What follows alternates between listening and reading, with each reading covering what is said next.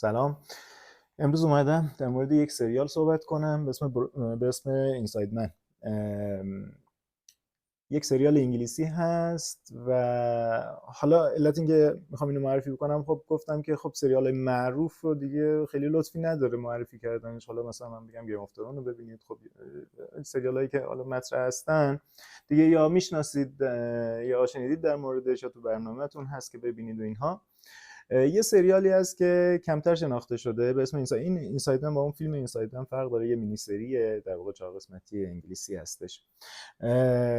ریتینگ آی ام دی بیش خیلی بالا نیست، زیر 7 هست، 6 خورده ای هست و ماجرا در واقع دو تا داستان در این سریال وجود داره که این دوتا در یک جایی به هم میرسن. یک در واقع محکوم به اعدام هست که اول فیلم ادعا میکنه که هر کسی ممکن است قاتل باشه اگر در موقعیت یا شرایط خاصی قرار بگیره.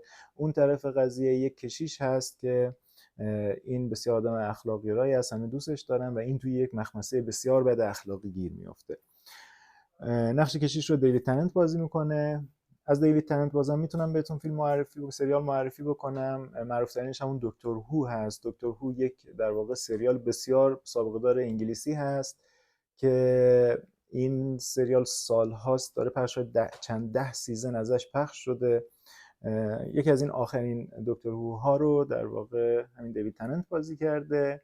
سریال پلیسی هم خواستید با بازی دیوید تننت ببینید، میتونم سریال برودچرچ رو بهتون معرفی کنم. برودچرچ سریال پلیسی هست که خیلی سریال خوبی هست، جالب هست، جذاب هست. و اما این سریال رو بهتون قوی هم پیشنهاد میکنم ببینید و امیدوارم که ازش لذت